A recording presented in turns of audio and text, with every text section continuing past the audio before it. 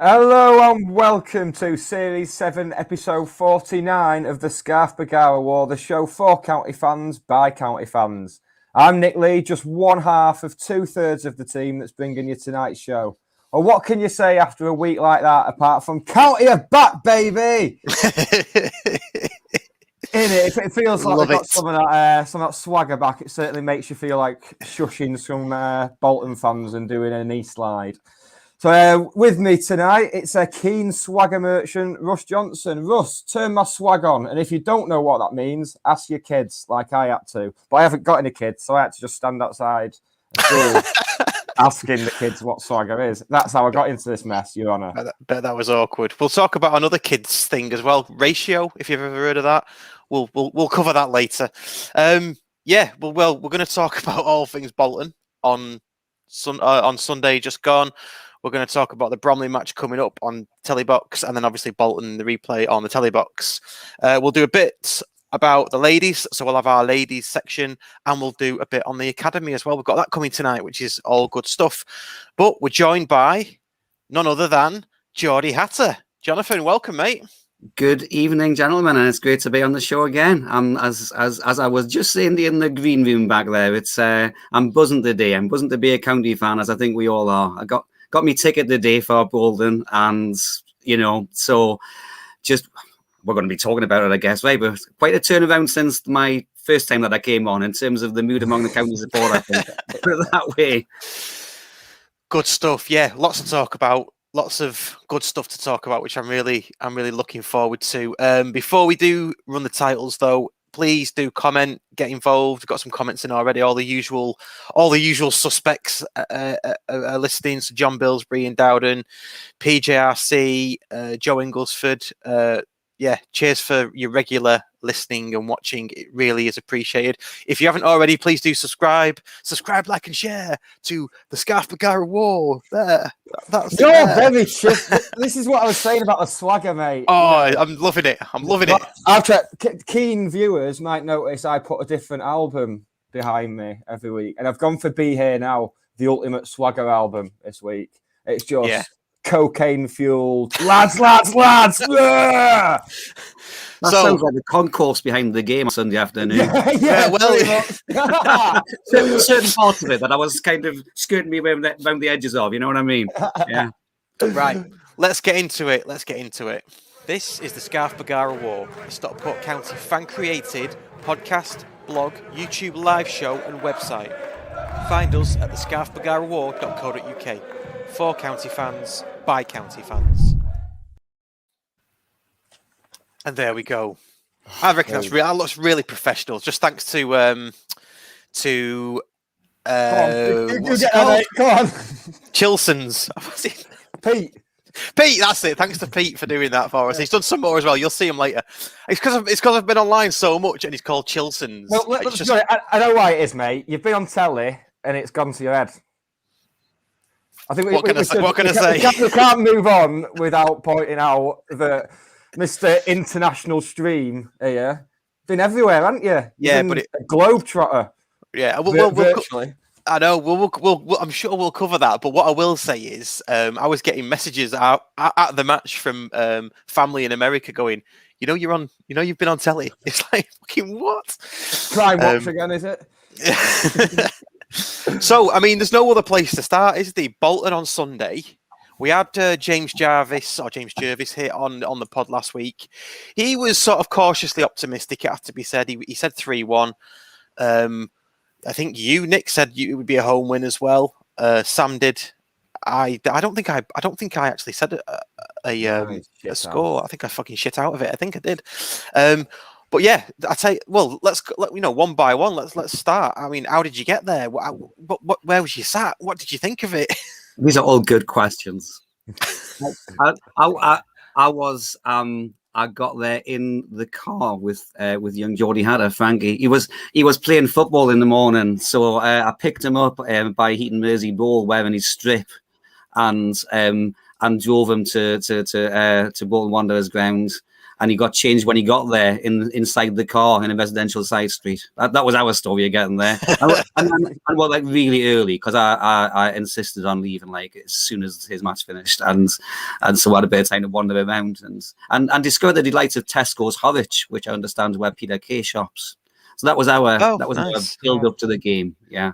Does he walk around the aisles going, "Oh, do you remember creme brulee? Oh, do you remember donkey jackets with a fluorescent strip on the back?"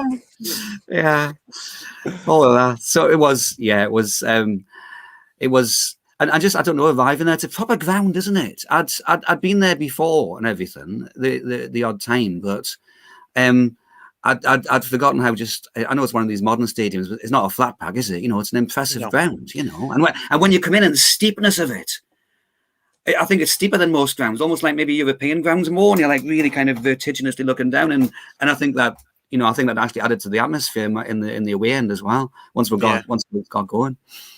What about you, Nick? How did you get there?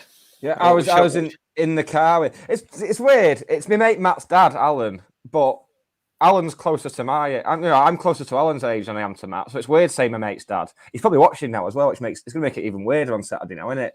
But I went in the car with Alan, went to Spoons, West Horton, and met up with Matt, a few other people, and then I felt dirty going in Spoons, but needs must. That was good. Scrubbing the app from my phone after I'd been. Oh yeah. Saw some friends of the podcast in there as well.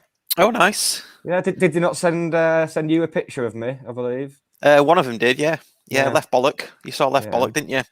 Yeah. Good old Ryan. Yeah, everyone knows Ryan, don't they?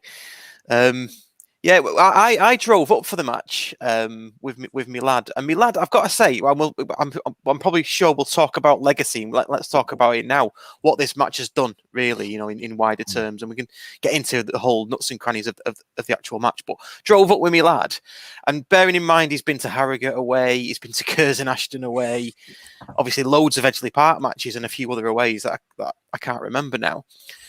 And when we were on the M61, he saw it from quite far out, and he was just like, "What?" He was like, "What? We're going there?" I said, "We're against Bolton's ground. You've been past this before." He said, "Yeah, but." And then as we got close, he was like, "Oh my god!" And that just started the sort of the elevated mood of him. So as we went into the game, he saw the ground, and he ran up to see the ground before us. The inside the ground. I mean, once we'd got in, and then the match happened, and we did what we did. Then on the way home, he was like, "Dad, can we watch the highlights on the way home?" As soon as we get in, and I'm like, "Well, we'll see what your mum says first, because we've got some programs to catch up, and we'll record it definitely." So anyway, we watched it. It was the first game on the highlights, wasn't it? I ran home like Charlie Bucket, mate. Oh, well, he was like, because he knows how match of the day works. He knows how it works. The biggest game is the first one. He's like, "What?" And then when he saw us at the end on telly, honestly, he was just like, he was like Cleveland's lad. Bouncing around the room. You know what? If that doesn't hook him in, Russ, then nothing will, right? Well, that's it. Yeah, and that's it. And definitely now. I mean, he loves county anyway, but that on Sunday, that's got him now.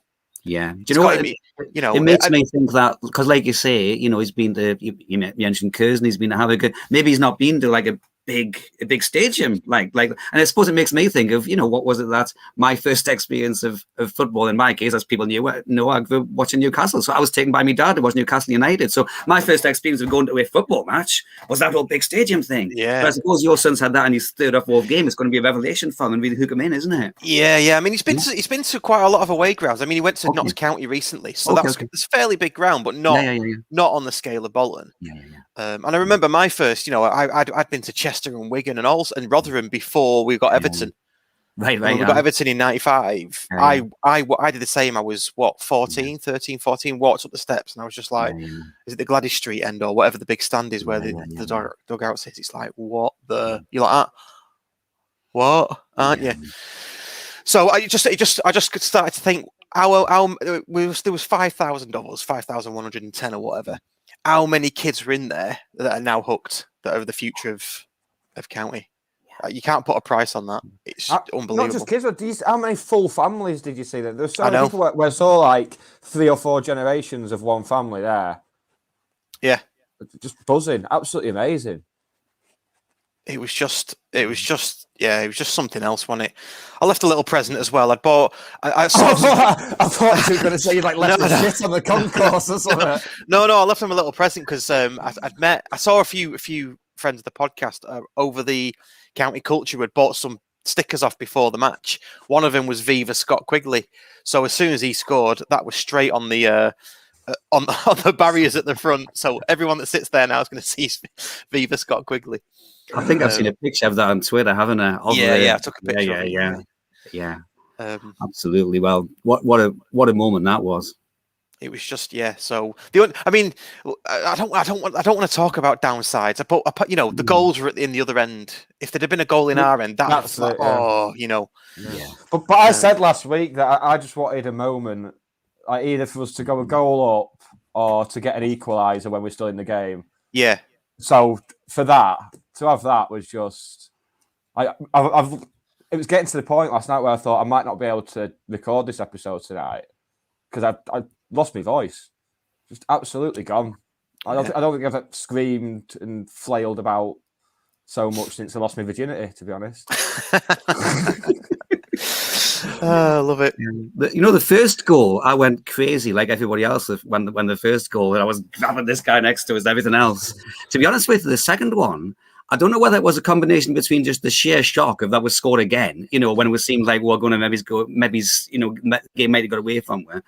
The shock and relief of that. But also, I was just convinced it was going to be given offside. Because from the far end, it looked like when Whitfield receives the ball, you're thinking, well, he's behind their line. But then when you see the footage of it, well, he's clearly made a beautiful little diagonal run and been played in, hasn't there? There was no question of offside. But when it went in, I just kind of stood there, like open mouth for probably about a minute. And the whole ground is like in convulsions around us, And by the time I'd actually realised what would happen, I think he'd blown for half time, Yeah. A lot of people miss that as well because we're getting pints in as well. Yeah. So don't forget, though, it wasn't a good goal. It was just bad defending. Let's put the record straight. Johnny 10 numbers on Twitter said so. Yeah. Yeah. There's nothing good about it. It was just bad defending. Is that what the Bolton fans were saying? I missed that. Is that right? Yeah. Well, the manager Ian Everett came out and said that they'd gifted us 2 goals. Now, the first one you could argue. So let's get into the match. Let's do a bit of the actual match itself. The first one, yes, it was a bad back pass, but Scott Quigley has got so much to do. Hasn't he? He's not even ahead of the last defender when he sniffs out the back, the poor pass. Again, seeing the replay, because I guess when I saw it in the live, I thought, okay, back pass, interception, go put it past the goalkeeper. But it actually takes about 3 or 4 touches as he runs with that ball. He's a big lad, but that ball's sticking to his feet, and the defender lunging in isn't getting anywhere. It's a great finish. And I think the other thing about that is not just poor defending, is that the pressing from Quigley. The pressing from Quigley that makes him, not Quigley, sorry, Whitfield, that makes him give that ball away with the back pass, right? No, I think it was Quigley who pressed, wasn't it? Oh no, I think Whitfield might have pressed the second. Yeah. So you're right, actually. Yeah, that's right. And then he plays the ball diagonally back, and Quigley nips in, doesn't he? So but plenty to give County credit for that. Yeah, and then for the second goal, Quigley he holds it up. He's the target man. So I don't know. We'll come on to Bromley and what we've got coming with our shiny new manager now and what we've got from Sunday to play with. But yeah, I was just not. I don't think it was bad defending, and I had a bit of a Twitter conversation with somebody who said, it was. There was 3 on for the second goal. There was 3 players around Madden, and none of them put a tackle in. Well, yeah, that's bad defending, but is there not an element that Madden's held them off to a certain degree and played a nice little dink ball through for Whitfield, who might have lost his man, perhaps? They didn't want to tackle him because of his quality. That makes it a well-worked goal. It's baffling some of the mental gymnastics you've seen from the Bolton fans this week. Yeah, and I'm a bit. You alluded to it in your tweet, Russ. People, we've drawn with a non-league club, or non. Well, yeah, we are in terms of league standing, but in every other respect, I saw someone on the FA Cup have got their official highlights that they've put up, and someone in the comments said, "Oh, it's great to see these part-time teams go into." It's like, oh, mate, a couple of years ago, you'd have been right. Yeah. How out of touch do you have to be? I mean, even when we were in the Football League, I knew who were the big teams in non-league who possibly didn't deserve to be there because of the media coverage they get, especially locally, But absolutely. I mean, to how out of touch do you have to be to think that John Rooney is working as a milkman in his spare time? Playing for Stockport County. He clearly isn't. And I think that when we talk about the quality of the football, I mean, I did actually manage in my kind of exultation to have a halfway sensible conversation after the second goal with the guy next to me, and the build up to that goal before Madden even gets it. Kitching, I'm screaming to him, just put it in the stands. There's a minute to half time. But he drives this pass down the line. I think it's to Crosdale. Crosdale could look up, play a little sideways ball. He pushes one down the line for Quigley. It's quality football. It's risk taking, isn't it? It's not playing the easy ball. And then when Madden gets, and I agree with you, Nick, it's they don't put a tackle in because of his quality and also because he's running into the edge of the box. I don't want to get a free kick away. They know he's clever, So I think I just think the second goal especially, there's plenty of quality there. I contend that I wouldn't want John Rooney at the wheel of a milk float because he has to take all the corners, doesn't he? Oh, that's good. See you can go now. Nice one. Yeah. Same time next week, lads. Yeah. Let's get into some of the comments that are coming in just to stoke some of the debate. Mike Fitzgerald, with the squad, I think our squad contain a lot of League One and League Two players. Are we surprised on the draw? On paper, we're not far off that quality of Bolton. It took a bad manager like Russ to make them look poor. Agree. Massive agree on that, yeah. I think we've got a few League One and League Two players. What surprised me was how, I mean, they you could tell that they had better players in quality terms, and I think I alluded to this on that tweet actually that you mentioned, Nick. But they didn't really. They're almost like they were being managed by Rusk. There's a lot of tapping about, weren't they? We'll score. We'll just keep passing it about, and we will score. It'll happen. Not potency. Yeah. They had a lad in the middle. I forget his name. Number 25, left-footed lad, looked pretty young. As soon as I saw him, I thought he's decent. He's going to cause some trouble. Every time he could have had a shot, it was a little check. I'll check it. I'll just check and go sideways. Yeah. They did a lot of little 1-2s and playing it around on the edge of the box, didn't they? And I suppose one of the times when they took a pot shot from about 25 yards, that's when they got a goal out of it from the goalkeeper's error, isn't it? Yeah. I thought maybe they could have. I suppose I'm just thinking this now, but yeah, they could have gone at us a little bit more. I guess that maybe something about the way the game went, just as they were about maybe to get into that next gear, we got the equaliser 2-2, and then maybe the second half was a bit more cagey. It still felt like we're on the edge of my seat the whole time, but when you look at the highlights, it's notable that there's no highlights for the second half being shown, and there were still moments, wasn't there? There were still moments for me. There was that opportunity where Quigley got set through, and it was just a big. I thought that was the moment. Then, well, at first I thought it was Rydell going through, so I was very confused. But I was ashamed that. Yeah, because that would have been the moment, and going 3-2 up in front of us lot. Did you not think though? I mean, I know the ball was probably in our half most of the second half, but they only had 2 or 3 half decent chances. I think there was a save down low to the left from Ross, wasn't there? Yeah, and then but if you think at the other end, there was a spare save from Madden's header as well. Madden's header at point blank, really good save. I think that was better than Ross, wasn't it? Just before first half that was. Yeah, first half. In terms of the balance of chances, Yeah, that was again. It was only when I saw, I think the on TV afterwards that I realised how the corner right at the end from it must be Rooney who puts it in, and their goalie's stretching like that. Madden's getting on the end of that, and we definitely I agree with you, Russ, that for all that they would have, I guess, shaded possession, it I guess it felt. I don't want to hark back to the past too much, but in terms of a really good Jim Gannon performance, when we used to be maybe winning or getting a draw away, and we're just holding our shape really well, generally, I know I had some moments of a little bit desperate defending, but I never felt, in the second half, I never felt that they were going to score, the floodgates were going to open, let's put it that way. We were going to be in that game.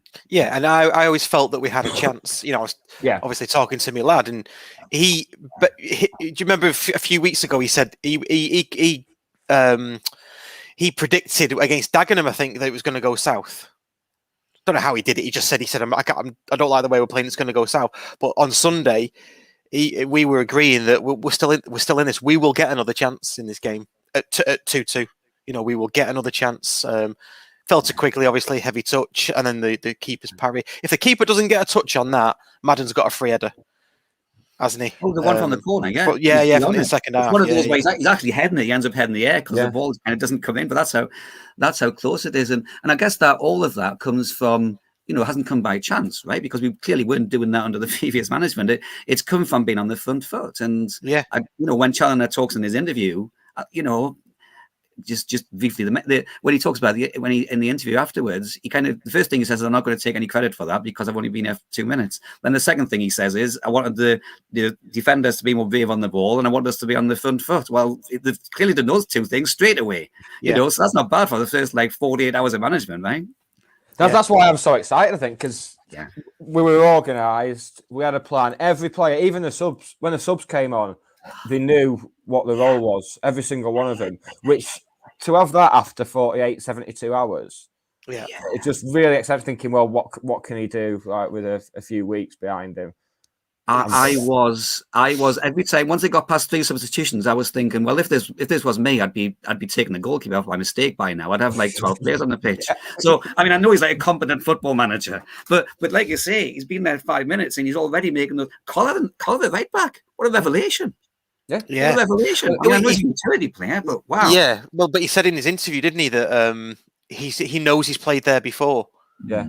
So either the coaching staff have told him, or he's done his homework on Collar. He knows he can do a job there. It is a place where we're short because obviously South Wales is out. When Minion was, I was so pleased Minion was starting.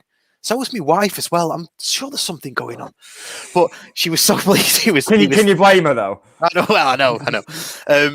But you always felt that after injury and dead on 60 minutes, dead on an hour, he took him off, and that's proper football manager tactics. He's really getting into greatest ever territory for me in terms of my favourite county players. He's right up in that discussion now, Sam Minion.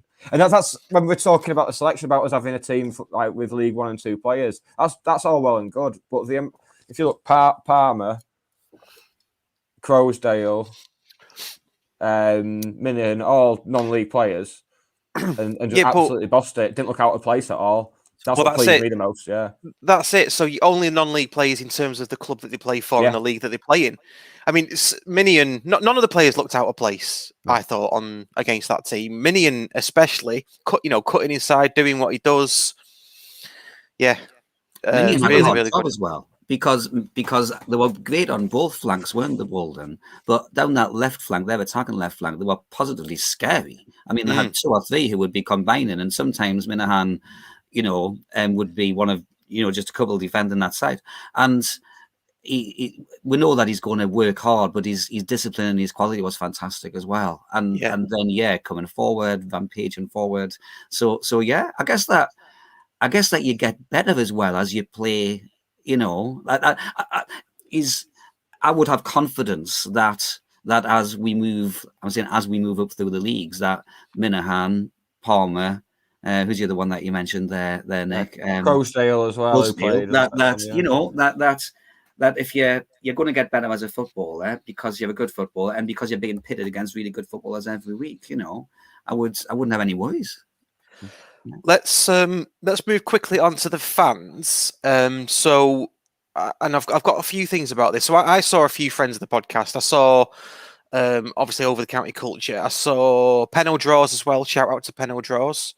He big came shout and said out. Hello. Big shout out. We need to get a horn for it, don't we? Sad bastards, aren't we? Ian Dowden said, star of ESPN. Yeah, cheers, Ian. Did you see any county fans at Bolton, or was it just all Wigan, Man U, and Bitters? Now, this was something that was said on Twitter, and it got quite a lot of traffic. I think that Bolton fans were saying it. They weren't all county fans. There was loads of Wigan fans in there. I saw this. Loads of Wigan fans, loads of City, loads of United, and I'm like, I don't think so.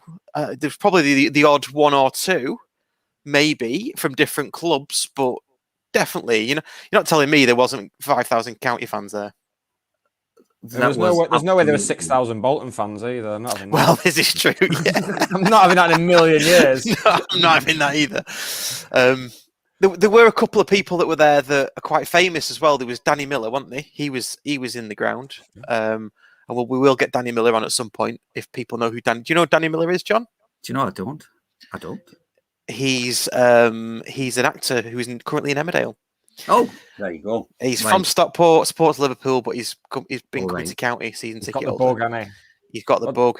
I also spotted Jamie Stock there, Scott Duxbury, and Festus they were there. Yeah. Oh, was Festus Arthur there as well? I didn't see Festus. Yeah, so I saw him after the game. Yeah, and Colin Woodthorpe as well. Interestingly, for people who like speculating on possible coaching appointments. Nice. Jimmy Ball was there apparently as well. Ian Dowden has just said. Nihal off Radio 1. Off Radio 1. He was there. Yeah. He tweeted, didn't he? He tweeted to say that he was there and he'd spotted other Asian supporters, and just, you know, there was no, as he said, there was no kind of funny looks or negative reaction. Everybody was just County fans, which is what you'd want and expect. But you know, again, that's just another kind of little positive that comes out of this, isn't it? It just felt. The whole thing to me with the way that we played, with the atmosphere and the crowd, it felt like a kind of reset, a kind of, okay, let's just, whatever's happened before, we can put this behind us. We can move on together now. And that might sound just like really corny or something, but that's how it felt to me. Yeah, absolutely. Yeah, I think. No, I totally agree. That Nihal did say his lad plays for County Colts, and he asked him if he wanted to go to a football match, and he chose County. Yeah. So I think he'd been coming anyway to the matches, and obviously Bolton away came. So it seems like the type of person we should be getting on the show. Yeah, absolutely. Yeah, it's getting older, these people, though, isn't it? They just ignore our calls. But imagine getting like a proper broadcasting professional on. Oh yeah, put us to shame. BBC. Yeah, license fee. I'm sure we've had them on in the past, haven't we? We pay the license fee, so haven't we had broadcasting professionals on in the past? Have we? Yeah, have we? I think we have. I don't know. You haven't got one now. From the I'm talking about myself here, by the way. So a lot of love for the upper tier as well. A lot of love for just the fans generally. I personally enjoyed the flares. I thought that was brilliant. Yeah, not got an issue with that. I thought that adds to the atmosphere for me. But again, we've spoken. I love the smell as well. We've spoken about this before. Nick, me, and you. When Wrexham did it, they did it completely out of time, and it was all a bit flat. Well, it's that thing. I kind of saw the dilemma Wrexham had though, because he scored in the first minute. There's no point. Yeah. There might be more goals, but then as it doesn't come, he doesn't. That it. Yeah. But ours were timed, and I think, I don't know, they must have had about 10 or 15 flares with them. I don't know, but anyway, it was good. I never wanted that game to end at all. No. It was like Avengers Infinity War, where you get there, and you're like, I was enjoying that. I was really rooting for these people. I'd quite happily still be there now, freezing my tits off, but. I also saw Ross Hall. Ross Hall made his way from Germany for that match by train, I think. Yeah, you think Match of the Day would have picked up on that? Yeah, you would do actually. Yeah, or Football Focus or something like that. Yeah. He's just come on the comments there, hasn't he? See, he travelled 600 miles and missed the second goal getting a pint. Excellent. That's just football. That's the football life with LYFE. Isn't it? Absolutely. What's the biggest goal you've ever missed, Russ? Where you've actually been at the game but just missed it? I've missed loads. Just being at the toilet or getting a pint. I can't remember. I don't know actually. Probably I don't know. Probably none eaten away. I think I missed the second one. I'm pretty sure. Or not the first one. I missed the third one because we were queuing for a pint from half time. And right. Remember when we signed Ben Burgess? Yeah. And he took about 21 games to get his first goal. Yeah. And I was downstairs getting something to eat when he finally game 21 when he finally scored. It wasn't St Albans in the cup, was it? I know he scored a pretty decent goal then. Yeah, no, I think it was before. I'm pretty sure it was a league game. Yeah. Yeah. Bit of a story about Ben Burgess. Went on holiday to Verona to a park, like a holiday park. Ben Burgess is sat there. Did my usual trick. Didn't say anything. Chipped myself, and carried on with my day. Well, to be honest, mate, if you had said anything, he would have missed it. Oh. Have you ever been on a holiday and not come across a Stockport County loon? It was Jim Gannon the other week, wasn't it? It was in your yeah. I know. Yeah. It was Jim Gannon. Yeah. But I think actually Williams said it in all the interviews that he's ever done, and he says there's always a Stockport County fan somewhere wherever he goes. And that's another one, right? I was in Cardiff working, and I was in the Cardiff hotel. I don't know, some big hotel in Cardiff. Wales were playing. All the Welsh squad walks in. Paul Jones, Ashley Williams, who was playing at the time. Was Owen Fon Williams there? Paul Jones was the goalkeeping coach. Sean Connolly, all walked in. Oh, and then Jermaine Easter as well. But fuck him. Were they all just following Gareth Bale around? I didn't see Gareth Bale, actually, weirdly enough. He must have been one of those ones where he was injured. I imagine he had his own hotel, Gareth Bale. Yeah. But again, sat there with my boss, and I just was looking at him going, oh, for fuck's sake. It's almost like I don't want it to happen because I know that I shit myself and don't go up and ask him. Panic. I panic, mate. I went to Boston with County. This is years and years ago. And it took about 8 hours to get across on the train. And I was like really hungover. And it was just, one of those things where you're like, why am I even doing this? And we won 2-1. And what was Titus Bramble's brother? Tez Bramble was playing. Yes, yeah. And he scored the winner. And I was having a piss when that happened. I came back up and Wood scored the winner 2-1. And that was another 8 hours journey back. And I try not to miss anything. I'm one of these, I won't leave before the end. You know what I mean? But that's not the first time he's been mentioned, is it? Good old Mucky Tess. The last 3 weeks, hasn't he? Yeah. He was on one of our titles. He got a title, didn't he? Of one of our podcasts. Yeah. Another comment, Chris Eaton. Fair play to everyone for clapping for George in the 18th minute too. Yeah, we can't let this show go without mentioning that. Absolutely fantastic. And Bolton did the same. They clapped with us. The club has just uploaded a new video to YouTube. I was about to mention. I wish we had a breaking news ticker now. But yeah, County have just posted a tweet that they're supporting Men's Mental Health Month this November. As part of the Let's Talk campaign, mental health specialist Jonathan Collins sat down with Liam Hogan last week to talk about the importance of normalising issues and opening up. And there's a YouTube link there, so that's something that we've kind of pushed on the podcast quite a lot. So, always good to see the club getting on board with that as well. There Excellent we go. Stuff. Got our own Sky Sports ticker at the bottom there. Breaking news. That's smooth. See, if you're listening back on the podcast, the audio only, you won't see this, obviously, but we've got a breaking news ticker at the bottom. But if you are listening back on the podcast audio only, then feel free to subscribe. Find us on YouTube and then maybe watch us live on a Wednesday night. It's the same shit, but you get it out of the way a day earlier. Yeah.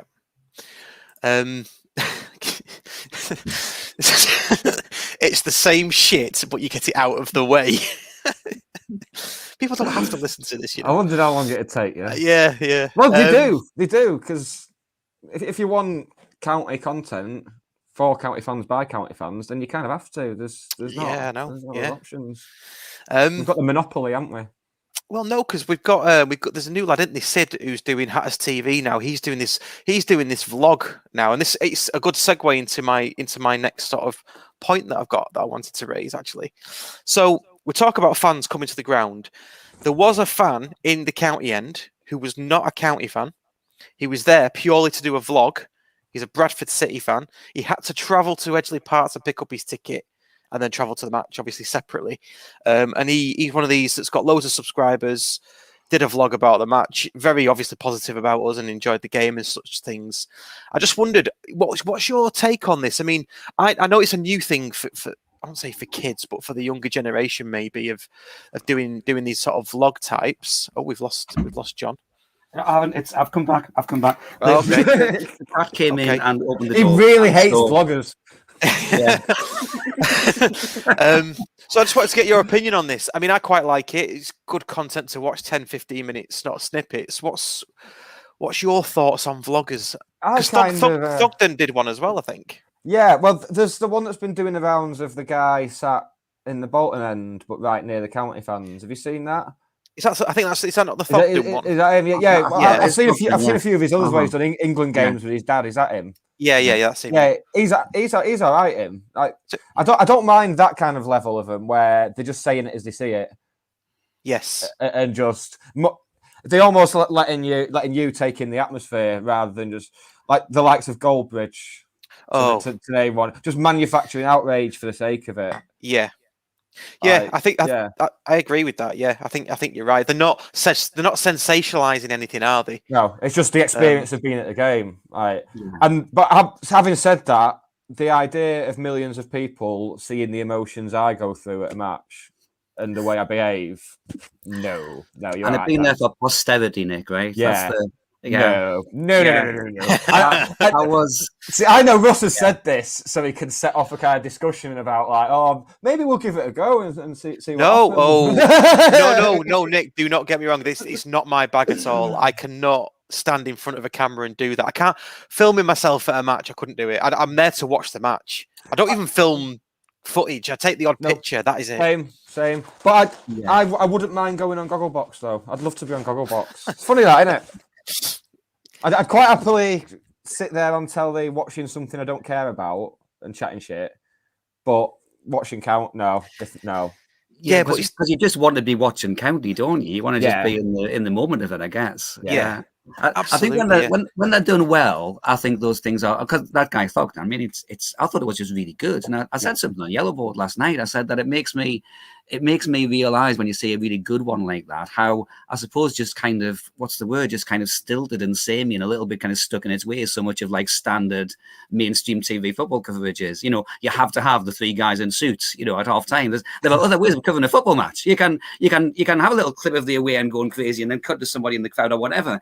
There was a kind of immediacy about it that I just loved, and I think, like you say, Nick, he wasn't doing anything other than just showing what was going on and just picking the bits that really in like what was it 10-15 minutes just tell the story. If you hadn't been there, you'd be like, oh wow, I wish I had been, because that looks like an away day kind of thing.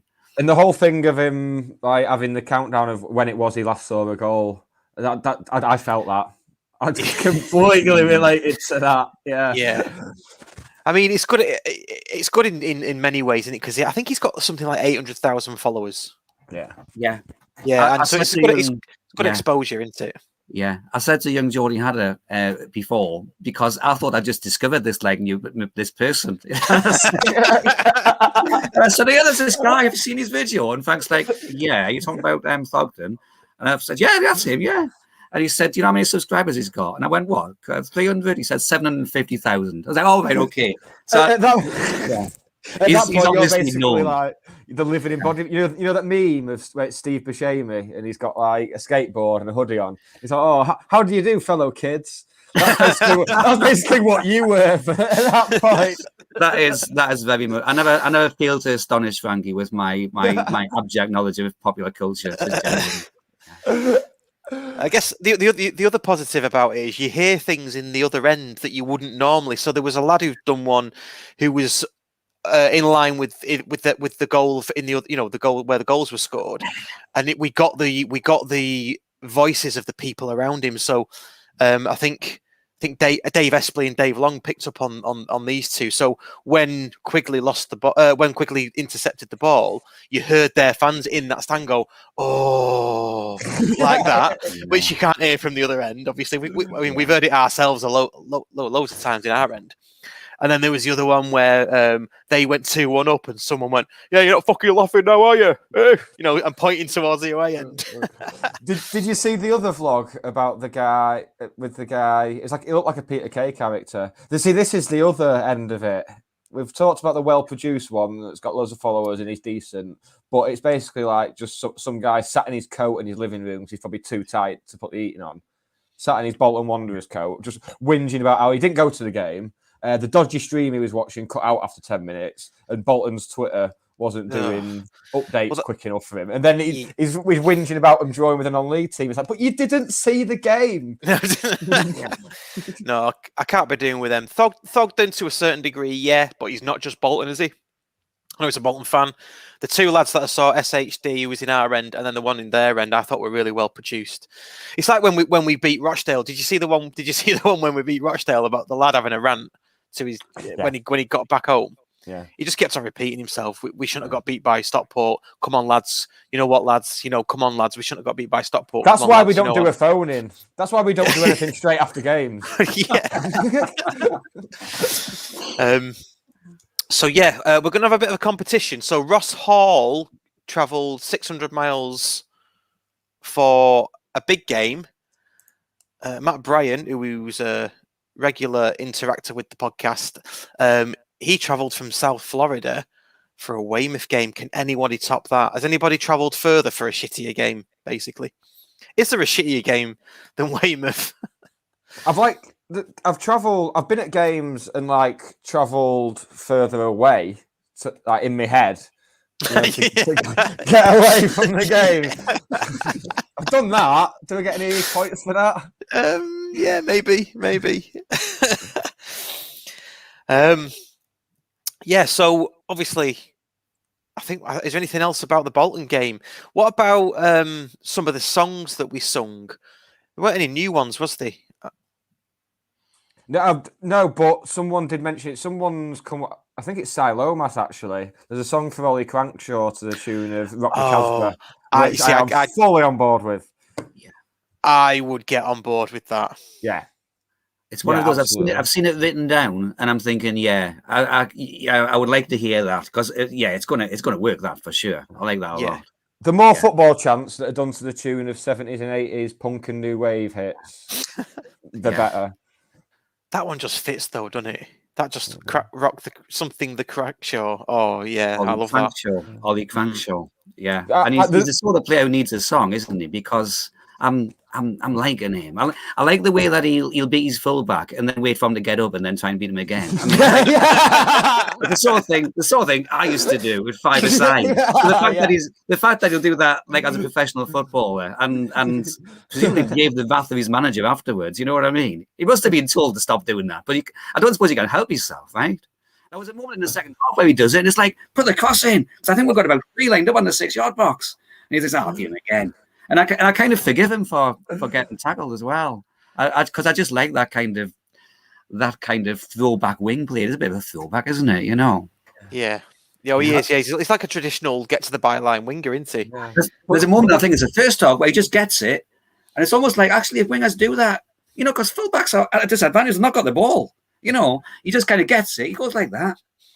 And puts it up down the outside of the guy, drops his shoulder, and he's away. The fullback's like, where the hell is he gone? Just more of that. And he showed on Sunday he can mix it up and do the dirty side as well because his tracking back was immense. Yeah. Both of them. Like you said, they were so strong on that side, Bolton, and him and Sam Minihan. It was like Minihan and Thomas all over again. Yeah. Actually, just one more on before maybe we'll leave the Bolton game on individual performances. For me, Rooney, I said this straight afterwards to Frank, was something close to a revelation for me. Rooney, you know how we've sometimes thought, is he a bit lackadaisical? Does he stroll around a bit? That was a disciplined midfield performance. He was closing down spaces. He was intercepting. Okay, he was doing the pretty stuff as well, but. There was no worries about him playing, I suppose, effectively just in the midfield too with Cosdale because look, if he hadn't been doing his job there, they would have been cutting through us, right? Yeah, that's it. I thought the way he was leading the press, I thought was great. Yeah, as soon as they got the ball, Rooney was one of the first ones trying to get it back. It was, I thought he was great. Yeah. It kind of went under the radar a bit, I think, because he wasn't banging in shots from 30 yards or whatever. But I thought he had a very, very solid game. Yeah. Yeah, without throwing himself into challenges as well either, when he was doing that pressing. So more than that for me. If that's what happens when Rooney is managed by somebody who, I don't know, maybe kind of trusts and respects and will follow the instructions. Oh well, fantastic. Well, that's the thing. In recent months, he's looked a bit frustrated. So it was nice on Sunday. I think he looked a bit happier. I thought I might just be reading into stuff there, but. Yeah, possibly. It's funny you should mention Rooney, because one of the very first comments when we started the show was that somebody, I think it was John Billsbury, said that he thought that the game passed Rooney by. I think I think it's fair to say that though. I think in an attacking sense, yeah. But I thought off the ball, I thought he was very good, but. I was in the drink. I was in the drink. You was. So, how many? Yeah. You were 8 deep, were you by that point? Yeah. No, that's still it. It's just on the Sabbath, mate. Wash your mouth out. Just going. It's just I'm gonna sort of fleet to these as they come in. But Chris Eaton says, "It's all very well getting on a plane or a car, but he remembers riding to Southport for St Anne's Hospice from Edgeley Park and watching us lose 5-0." Chris, I organised that bike ride. Wow. So thank you very much for riding that. I organised it and we raised £14,000 to split between St Anne's Hospice and the Stockport County Co-op. Excellent. So there we go. Oh, that's decent. Well, if you decide to do another one, don't ring me. I'll chuck a few quid in, but I won't be getting on no bike. Oh, I'll give you a backie. Bit gay, innit? I've got backie's not gay. What are you on about? I've got these things on my bike, the things that you can stand on that you go on the wheels. Give me a backie. What, all the way to whatever away game you pick? Wealdstone. Yeah, Altrincham. There you go. But it's you I feel sorry for. All the way to Altrincham with me whinging in your ear. You have enough of it on here. Yeah, this is true. Anything more about the Bolton game? Well, we should quickly cover the draw, because I've got a theory about the draw. I think there's two schools of thought about the draw at Rotherham. Because I saw it when they were getting ready. I sit there when the draw's on. Me and my girlfriend sit there and watch it together. And when one comes out, I go, "Oh no, thank you." "Oh yes, please." I'll say we watch it together. That implies that she wants to, or as any saying it, she's just there. Well, I've got it on, and I've turned the telly off to put it on. So when Rotherham came out, I was like, "Oh no, thanks, no." I don't think, in terms of a day out on the piss, it's good because you're right next to Sheffield. The ground's right next to Rotherham Station, so you're all right. Decent day out. But when you get to round 2, surely you just want a winnable game. Yeah, I agree with that, because I think that, I suppose what I was thinking as I was looking through the teams that were, about to come out of the hat. Well, yeah, what's the biggest you can get? I mean, I think Sunderland's been knocked out, so maybe you get Portsmouth or somebody, but Brazil away, Brazil away. That's who everybody wanted. Yeah, exactly. It's like there's what's in the hat that's going to get you really excited. Actually, the third round of the cup, that's when you can get United and City or Newcastle, for God's sake. So actually, if we could have a home to somebody really low down at this point, and let's get into the third round, I guess is what you really want, right? Yeah, maybe I'm just more bothered because I think we'll beat Bolton. I'm confident we'll beat Bolton at home. So that's why I'm so bothered, I think, because I know we're gonna have to go to fucking Rotherham. I cannot believe that. All right, Victor Mildrew. I do believe it. No, I cannot believe that people are scoffing because we've got Rotherham away in the second round of the FA Cup. You are scoffing. You're scoffing. I'd rather have a home game against the lowest team in it, get through to round 3, and then be able to scoff at like. Who's shit in the championship? Oh, do you want a championship? Away. No, imagine get to round 3 and getting a championship team away. You'd be livid, wouldn't you? Round 3, you want like West Ham at home to get the game we got denied last year. Someone big at home. We've literally just said that a load of us cycle to fucking Southport, and you're complaining about getting Rotherham away in a nice ground. I can't believe people are scoffing at it. Look at where we've come from. It's not a nice ground. It's another new build on an industrial estate on the outskirts of town. But it's not Oxford City, is it? Do you know what I mean? But they're not the alternatives. It's not like, number 16, Rotherham United or Oxford City, we'll play Stockport County. Rotherham, we'll play Stockport County or Bolton Wanderers. I just think it's possibly a new ground for a lot of people to tick off. I know we've been there before. Oh, good for them. If we beat Bolton, and then Who cares? Who really cares about the FA Cup anyway? We need to get up out of this league.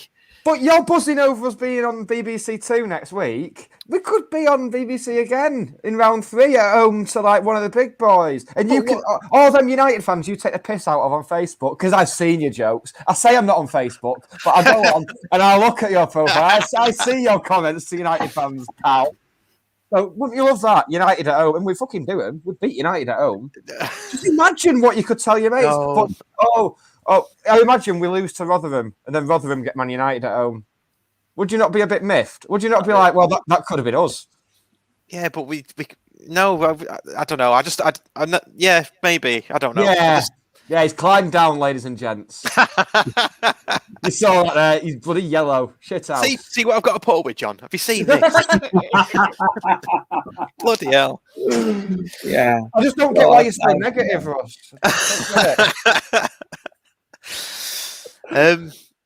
It's just I don't know. But anyway, let's talk about the replay before we talk about Bromley on Saturday. The replay is next Wednesday on the telly box. What do you think? Good chance, or do you think it'll be classic? Team in a higher division takes us to a replay and they'll do us because that tends to happen, doesn't it? 7 or 8 times out of 10. I think we'll do them. I think we'll win. I was going to say I'm quietly confident, but I've just said it, and like hundreds of people will hear it. Bullish, I am. I'm bullish. Yeah, I actually thought that would draw at Bolton. I felt fairly confident about that. I feel like, why wouldn't we have a chance? Because it's not as if Bolton, as far as we can tell, I've only seen them once this season, but it didn't look to me like a team that was playing massively under its normal potential, that Bolton Wanderers team. So if they bring that game again, they're going to be away from home, what's it going to be? 6,000-7,000 of us in, or whatever it is, even just what we've seen from Challoner so far, he looks to me like the sort of manager who is going to give that team a plan that they're going to believe in. They're going to step out with some belief, and we've said it. We've got players of the right standard. So I guess as long as we don't bottle it, then we've got a real chance, right?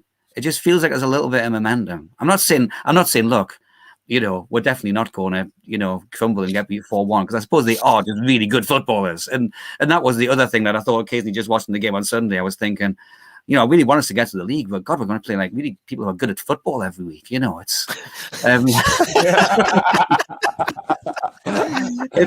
don't know if I can stand this every week, just people passing the ball around accurately to each other. But no, I think we've got a chance.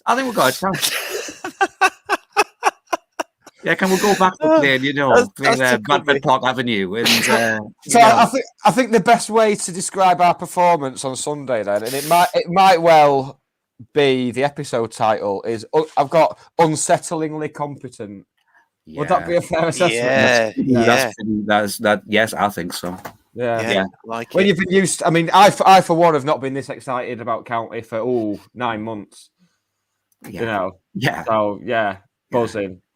Yeah, absolutely. And the replay, obviously, I'm just competent. Just writing that down. Curly cur Yeah, that's why it's kind of the joke, really. Do you know what condescending means? You're taking Gullible out of the dictionary. Have they? Oh wow! Yeah. It clashes with our pod. And Ian Dowden writes, "Have you written a strongly worded letter to Gary Lineker due to the replay being moved and now clashing with next week's podcast?" Well, I did.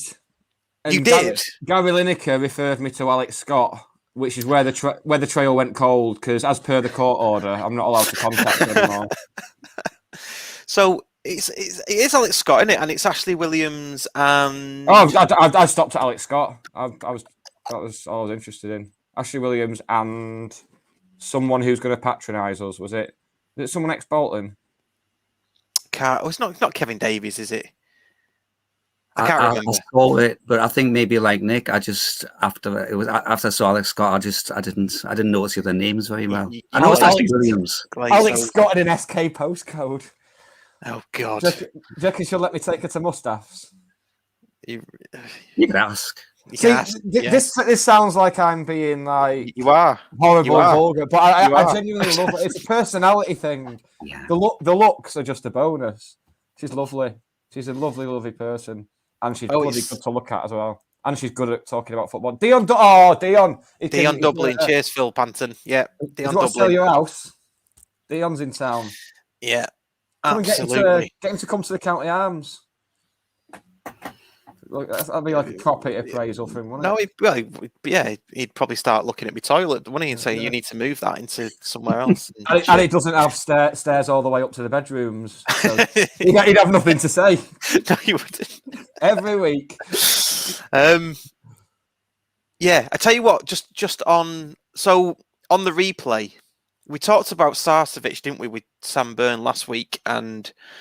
I think it's fair to say we all heard a rumor that he wouldn't play. He would get a knock. It seems as though it's a gentleman's agreement rather than anything actually in a contract. Yeah. So, are you fully expecting him to play against Bromley on Saturday and then the replay? I'm still struggling to get over the amount of conversation that went on. It was about 2:15 on Sunday, and I just received a load of tweets like, "See, he's playing." From people who've watched the podcast, and we talked about how he would be playing. I was like, it's 3:15. We're playing Bolton. What are you tweeting me for? Yeah, but he wasn't playing though.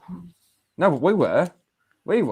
I was on the piss getting ready for the Bolton game, and I'm having to field all these tweets like, "Haha, see, I was right, you were wrong." Right, yeah. Right, got you now. I saw Ryan left bollock in the concourse, and he went, "Told you, didn't I? I told you." It's like, yeah, you did, Ryan. You tell me a lot of stuff, mate. But yeah, so he didn't play. Gentleman's agreement, whatever you want to call it. He didn't play. I still think he'll be back in the squad at least. For the replay, yeah. Oh, for Saturday again, but I suppose that's the conundrum, isn't it? If he's back in the squad, because Spikey says, "Do you think Sarcevic will play in the replay?" If he's back in the squad for Bromley after his knock in inverted commas, then they can't then say, "Oh, he's got a knock for the Bolton match." It's like, well, yeah, And if it was a gentleman's agreement, then it's not very. It doesn't seem to me very gentlemanly that actually when it gets to the replay, it's like, oh, well, that wasn't in the small print, by the way. He's going to play now in the replay. I would have thought if you're going to have a gentleman's agreement, you stick with it through the tie, don't you? But the other part of that is that, I mean, it totally sounds ridiculous to say, but, Sarcevic, obviously, is a fantastic footballer, but who are you dropping from that 11 on Sunday? Who've gone there and got that draw? It's a big decision, That's it? Yeah. I wouldn't change a thing from that team. No? Well, I would. I wouldn't. Well, actually, I would. I know what my change would be. Well, I wouldn't play Ben Whitfield because he's injured. That's what I'd change. Oh yeah, he's hurt his foot, hasn't he? Yeah. Sorry, Nick. Yeah. Look at your face. If you're listening on the audio, Nick's giving me a right sort of two changes. I just don't like knobhead, didn't you? I just don't like fun, Russ. I just don't like it when you make your little funny comments. I don't think there's any room for funny comments on this show, to be honest. They're just for you. They're just for you, not for it's just between me and you. All for me. Oh, don't I feel bloody brilliant? Bromley then on Saturday. Let's move on to Bromley on Saturday. Again on the box, 5:20 kickoff.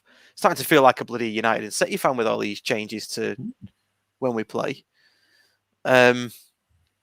Sarcevic and South of Wales available for the replay, and I think they're both available for Saturday as well.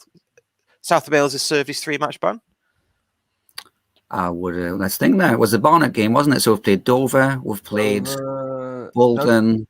No, that's just two, isn't it? Yeah, so he'll be back for the replay, South of Wales. So he's back for the replay. Okay. And he'll be a very good impact sub to have in the replay as well, I think, because I think that's what his role will be if Minihan's still fit. I don't assume he is. He looks fit, so it looks fine. Yeah, I would say that my thinking going forward is if we need to play slightly more defensively, then you go with Minihan.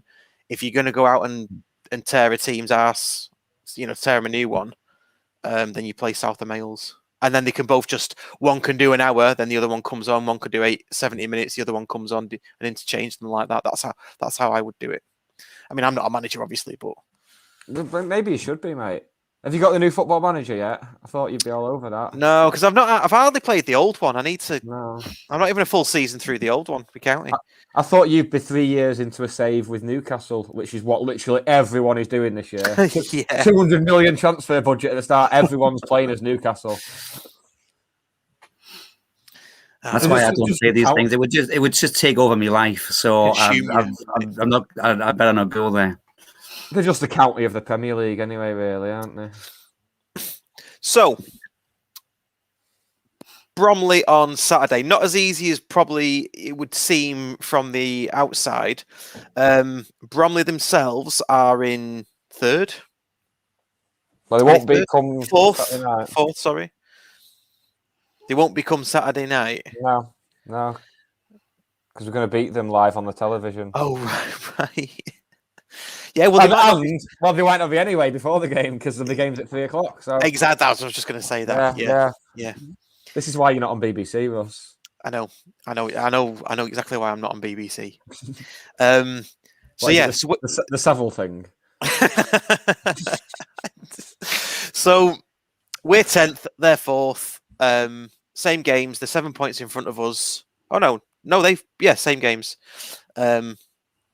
I ballsed up earlier because I thought they played an extra game than us. But anyway, and they are actually better form than us. 11 points out of the last 5 games, so not as easy as it might appear from the outside looking in. No, it shouldn't appear easy because they're quite a bit higher up. I know they're not a big name, but I can't profess to know any of their players particularly. But just looking at the league table, they're right up there. And I was looking to see who they played. Have they just played teams down the bottom? But actually, I think they're of the top 7. I think they've played like 6 of them or something like that. And all of the games have been close. They haven't been badly beaten, but they haven't won any by 3 or 4 either. Generally, I think they've drawn against Halifax, against Notts County. I forget, but they're competing with everybody up there, and the table is presumably not lying, is what I'm thinking. Yeah, you'd be right in saying that. They've done pretty well. I mean, at one point they won 7 on the bounce by what I can see. So not bad at all. I think in terms of standout players, we haven't got anybody on from Bromley. I tried to look for somebody, but there isn't anybody from Bromley. They've got one guy who scores all their goals. That's the only thing I know. When you look at that top scorer, there's got a guy called Michael Cheek. That's what I was going to say. Michael Cheek something like 10 goals. And when you look at his history, just briefly his biography, it's nothing amazing. He's not one of these who's played in the league and stuff like that. He just seems to be in some kind of purple patch. That's right, yeah. Michael Cheek is probably the guy to look out for, I would say. Whoever he is, I wouldn't recognise him if he walked past us in the street. But hopefully the Stockport County players will know who he is when it comes. Yeah. But again, agree with Phil Panton here. And somebody else has mentioned it as well, that John from Classic County, again, interacts with us quite a bit on Twitter. This is the biggest game really is the Bromley match, because this is the start of our season now, based on the performance we did at Bolton. We need to. It's the bread and butter, Russell. It's the meat and 2 veg. It is. Or corn and nut roast, if that's what you're into. Inclusive. Okay. So, what else? What else before we move on to a little bit on the ladies' setup and what that's doing at the moment and the academy? Anything more on the men's football? Bromley, Bolton, replay? I'm still just reeling at the fact I'm on the same show as Russ Johnson off the telly. Just what can I say? Reeling. Reeling? As in reeling. Angry? No, as in shocked. I just can't believe it. I can't believe I've been to your house and met like your wife and kids. It's just mad. It was amazing. Mad. It was amazing. Yeah. I hope it didn't change. Yeah. Do you know what? The cameraman we kept on turning around and looking at us. Apparently, we were on the stream in the US about four times or something, but just pictures of us. And it kept on turning around, and I said to Dan, that camera keeps on looking at us. I went, just stay cool, look cool. Don't look at it. Just look at the match. Nice and cool, son. You know what I mean? Yeah, nice and cool. Go Good stuff. Right, should we just quickly go on to a bit about? Do you want to do academy or ladies first? Which one to do first? We'll let Jonathan pick. Academy or ladies? John? Academy. Oh, so much for ladies first, eh? Fucking hell. Oh, God. Oh, yeah.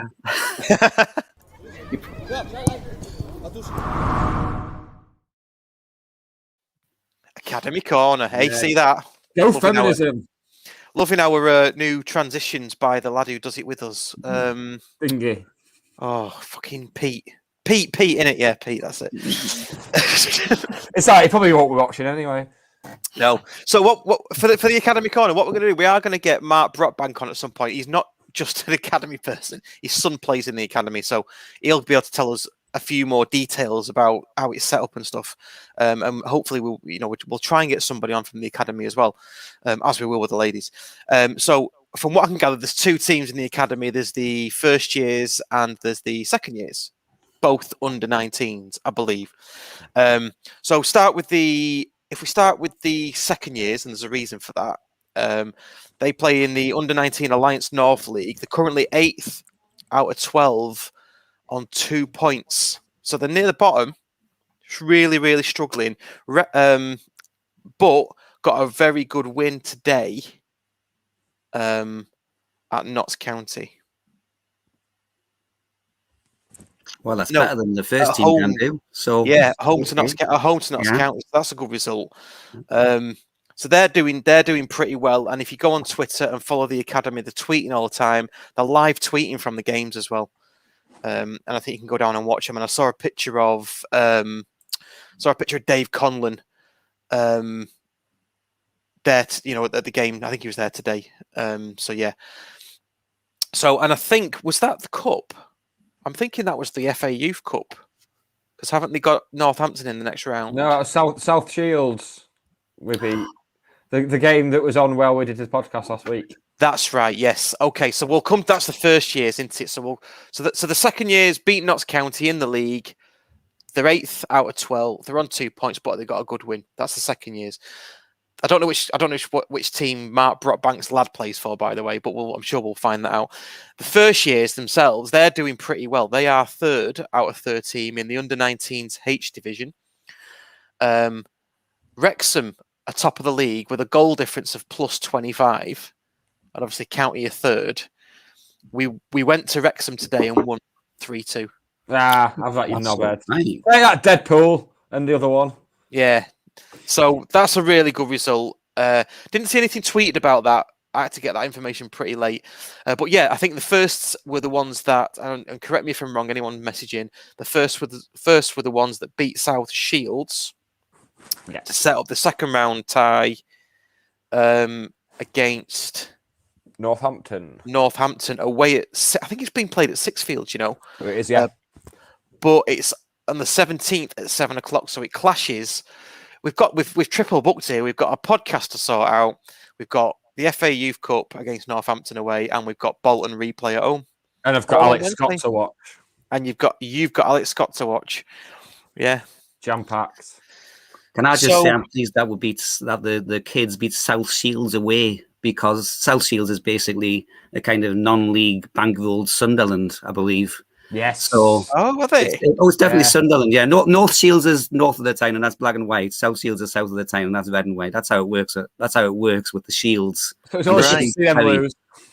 Yeah. No, but you said bankrolled though. Oh, they're not bankrolled. Maybe they're just got big crowds. I think they were on the way up the leagues. I think, but I think they've reached the point where the bankroll. Yeah, maybe because they're not a club that was ever a big non-league club in the Northeast, let's put it that way, and they suddenly are. Maybe I've just assumed there's a load of money behind them. But I noticed they're one of these who gets I'm talking about their first team, not their academy team, obviously, but they get decent crowds, and they're coming up through the levels, South Shield. So I guess they must have a decent youth setup as well behind that and be doing it properly, I guess. Yeah. Yeah. I mean, we are now, as you can tell, we've got these academy teams now. It'd be good to get people on, and I'll try and stick close to it as well, who know which players are the ones with 5-star potential, currently 2-star actual 5-star potential, and can make their way into the first team. Maybe if some of the players wanted to come on, it'd be a good bit of media training for them. Because if they can handle this shambles, then they can handle anything, can't they? Probably, yeah. What cheese do you like? Do you eat cheese before you kick a ball? So I think there's a whole program behind this, isn't there? I think they get educated, obviously within the club education program. They play football. They get all that side of it as well. Obviously, Michael Rains is involved. Damien Allen's heading up that youth setup as well. So Paul Turnbull as well. Is Paul Turnbull involved as well? I think he might be, but I think isn't he at Stockport Town? Yeah. Yeah. So I think he's something to do with it. But if you talk, I mean, you look at the structure now. And we talk about there's no county there. You've got Damien Allen, Michael Rains, Paul Turnbull. You've got Dave Conlon. And there's some of the others as well. I forget the names, but there are people there, who are ensuring this continuity. So, for sure. And in the Dover game, the three who stepped up were county stalwarts, weren't there? That just when between the two managers, there's plenty there behind the scenes, isn't there? Yeah, that's it. James Jennings has joined the coaching staff now, hasn't he? I think. So yeah, and yes, the Phil Panton again. Cheers, Phil. A few of the academy players are turning out for Stockport Town, so that's probably where the Turnbull link comes in. He'll look after him at Stockport Town, give him game time at that level. So yeah. Who was Matt Jansen managing then? Didn't Matt Jansen go off to manage someone? Well, isn't Matt Jansen the manager of Stockport Town? Paul Turnbull's the captain. I thought that's what it was. Okay, maybe yeah. Okay, possibly yeah. Yeah. So we're sending players on loan there, and they've changed their badge, and it looks a bit like a circle now, I think. So yeah, like everyone else's. Yeah, it's that branding throughout, isn't it? So yeah, we'll have more on the academy. You can tell this is the first time we've done it because it's very sparse on facts and shit. And yeah, I'll learn who some of the players are if I'm coming on again to talk about the academy. But yeah, I think that it was one of the things that Steve Bellett said, didn't he, when he was on the show, which I wasn't particularly just kind of impressed by and pleased by that. He said, it's a proper academy, as in they're taking players on because they're the ones who have got a chance of coming through. It's not just like here's some kind of opportunity to play football, but actually, at the big Premiership clubs, you've really got no chance of coming through, really. And they've got like, I don't know, loads of teams, but it's not really the quality there. These are presumably the kids from Stockport who are the ones who've actually got a chance, and they're going to be and they're going to be given every chance in the football side, but also if they're doing the educational stuff as well. Well, on the face of things, we're doing all of that stuff right. Yeah, absolutely. Compared to what it was, yeah, absolutely. Right. So yeah, sounds good. Right, let's move on to the ladies. Before I do, if you're still watching, say still watching. Why aren't you? Of course you're still watching. I should have said that. Do hit the like button because it does put us up the rankings and gets us more likes and more stuff. Really. Right, should we talk about the ladies? Let's run the ladies VT.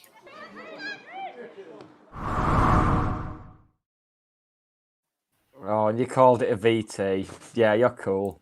Yeah. On the ladies' stuff, then, the breaking news is that the manager left the club this week. Been in charge for 3 or 4 years. I think he was the manager that I worked under.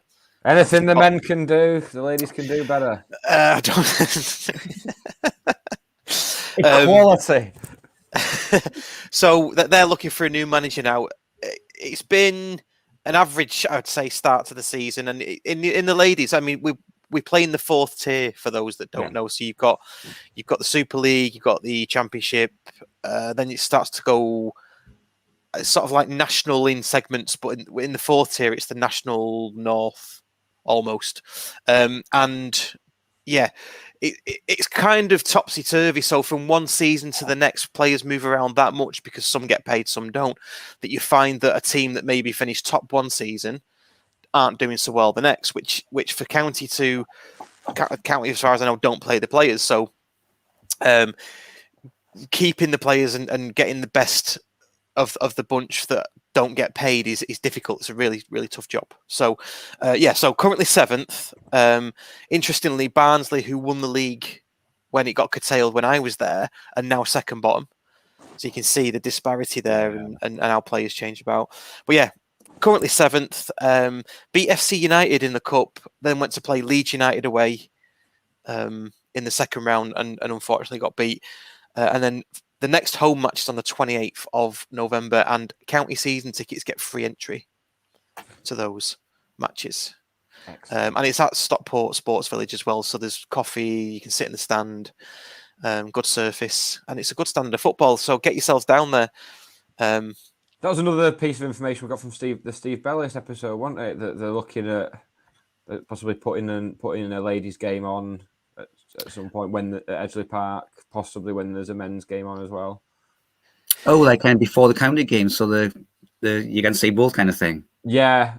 Oh, right. Either before or after, yeah. They're kind of looking into it, aren't they? It's just about the logistics of the pitch and stuff like that. I think is where they need to be consulting, from what he said. Yeah. That'd be cool. I think they should. I know other teams do it. Certainly, Even when if I was there, in pre-season, like the Fleetwood game where they had the fun day before.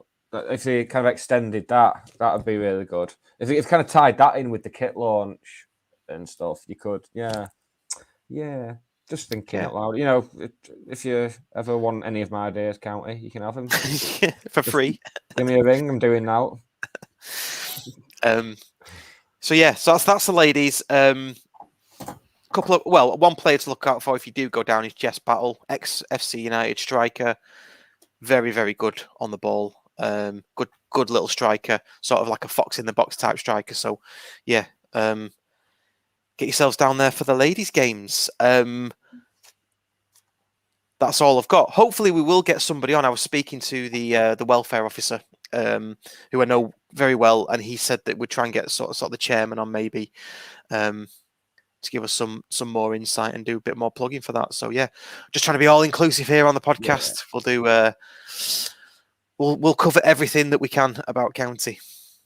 Well, now I know a little bit more about it. I'm keen to go and watch. You know, it's football and it's county. You know, what's not to like? Yeah, and they have grown closer since Mark Stock came in, and again he needs to be applauded for this. It's grown closer to the club, so all the teams now are in. You know, the ladies' teams they're in Vita kits. You know, so they look the part. I mean, we were in the kits before. You know, the Pioneer kits and things, but it was just for the first team, not throughout all the teams. Whereas it's throughout now. So it's all matching, which I think, if you want to keep your branding throughout your club, that's what you've got to do. You don't want to go away to Newcastle United in the league for Stockport County, and then you're wearing a completely different kit to Stockport County because people just look at it and go, well, that's what it's not very professional. So yeah, and that's something I did. I went to Newcastle away with Stockport County ladies on a Sunday. Oh, right. And we got beat. So they do play in the division, though. Newcastle are top of the league, I think, in that division. So is that right? You might want to check the fixtures and see when we're playing them at our place. It may have already gone, actually, but I'd go down and see that one. Yeah. Okay, that covers that. Back to the men's then, and start thinking about wrapping stuff up. Well, we are doing a bit of promotion. Jonathan the Geordie Hatter will be back a week on Saturday with Geordie Hatter's County Away Day show. Which I will be. Yes. I will be. Yes. I was just trying to work out when the next away game was, and it's Woking away. It's Woking away, isn't it? I was looking myself because I need to know when the away games are for sure. And we've got Woking away. That's Saturday week, isn't it? So I'll be doing the show. It'll be. I seem to have gone for a regular spot now, 9:30. So 9:30 till 11, 90 minutes. And yeah, if people haven't seen it yet, then it's 90 minutes, and it's a mixed. It's basically the build up to the game. It's the build up to the game. It's your Saturday morning build up to county, whether you're going, whether you're not going, and a bit of county chat and guests. And I know you've been on, Nick, and it'd be great to have you on, Russ, if you'd like to come on sometime soon, even maybe that one. And a few tunes and a few clips of things like interviews with the managers and things like that, and And I'm just seeing quickly what's in the show. The poll that I tend to put out on Twitter in the week around kind of what's coming. Well, just something of interest to the county supporter of the week. So last time it was, what was the best thing about Challoner's interview, which was won by Country Mile by the bit where he said, "Play my way or watch us play." Yeah. Even though that option was only available on Yellowboard, not Twitter, by the way, which made it really complicated for us counting the votes. I was kind of panicking. I was going downstairs with a calculator and saying to Charlemagne, "Wait, what's 42% of 16? For God's sake!" So I needed some kind of a system. But yeah, I'll be on a weekend. I'll be on again a week on Saturday. I don't know if anybody noticed, but I forgot to play. Nobody will have noticed this. I was going to play a clip as well as playing the clip from you guys' show. I played a clip of Sam Byrne's interview, didn't I? Just again, kind of to encourage people to listen to the whole of this show if they haven't. The kind of whole centerpiece around having the poll about Dave Challoner's interview was to play a bit of Dave Challoner's interview. I just completely forgot, and I got to the end. I was like, what happened? I seem to have. That was a bit. It was, there was something that the show finished sooner than it was supposed to. I was like, I forgot to play Chandler's interview. Because I had a whole 3-minute bit that painstakingly picked out a bit, which is like, yeah, we've got the the kind of the essence of Challoner here in this little 2.5-minute segment. I forgot to play it.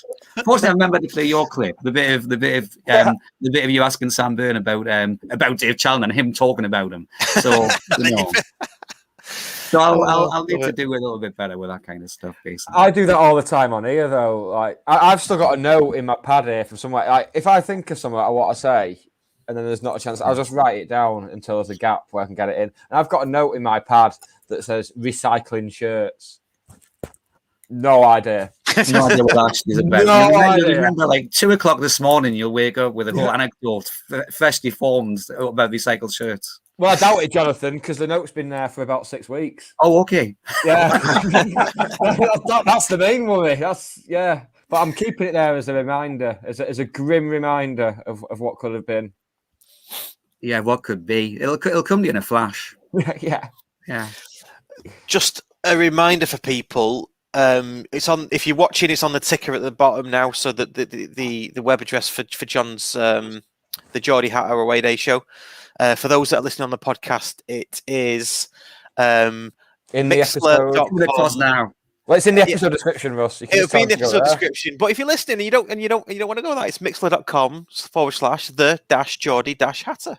Thank you very much. And you can listen to it back. I must admit, I listen to it back every time. I tell you what, I am enjoying. People do that. I'm enjoying. You getting to grips with stopping the music at the right time. I'm really enjoying that battle. It'll be so disappointing for everybody when I actually start to get it right consistently. I remember him once in an interview with John Peel. Not that I'm going to compare myself with John Peel. It wasn't an interview. It was on his show on John. And one time he did that thing where he put the record on at the wrong speed. And he went, oh bloody, and took it off again. He went. I talk to people and they think I'm being cute. They think I'm doing this on purpose, but I'm not. I just don't know how to work the machines, and that's exactly where I am. And it's dead easy. I just have to press pause at the right time. So you get and what I had on Saturday while I was interviewing Warren the Wanderer, because I had my mate Warren who I used to work with as a Bolton fan, and he was decent value, I thought, by the way, as well. When I got the technology right, you could hear him. But anyway, there was a bit where he had his record on.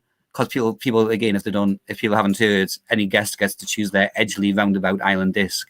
And Warren Shaw says, well, it was a James track. And then we're about to start chatting again. And Ian Everett, the Bolton Wanderers manager, started talking at the same time. He's like, what's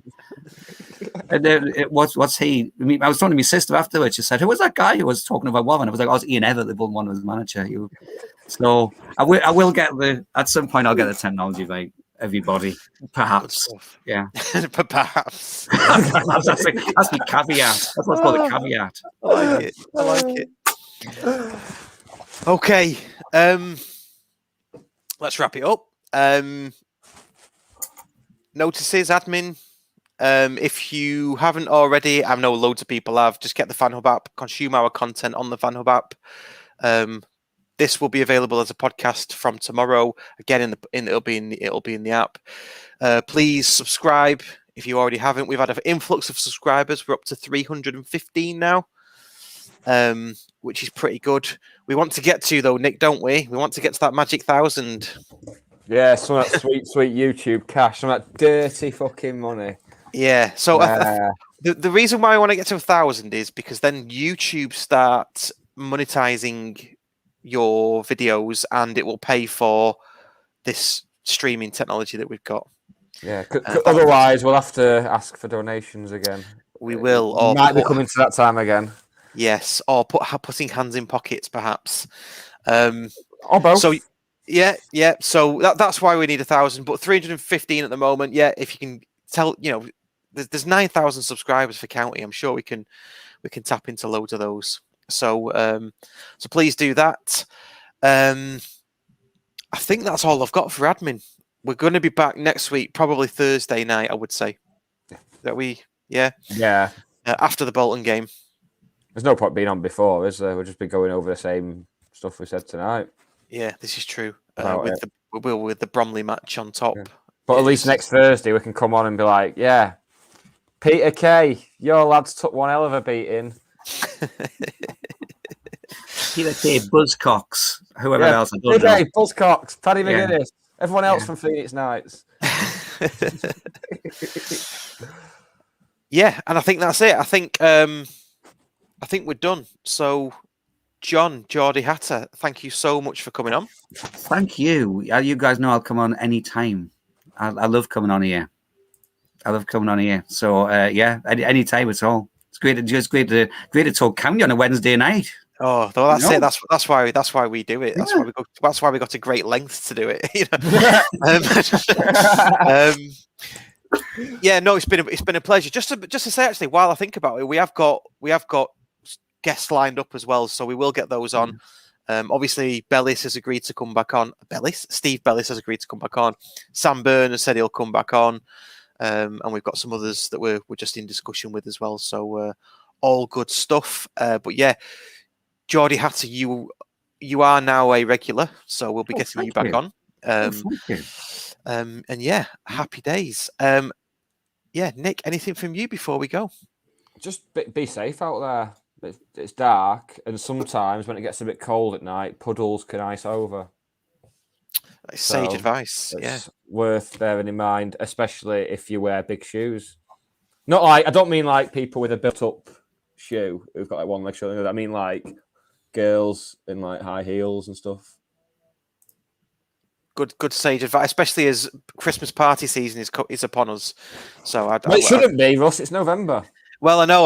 Let's not get into that. I'm a 1st of December person. That's when I start thinking about it. Oh, I'm a 24th of December person, mate.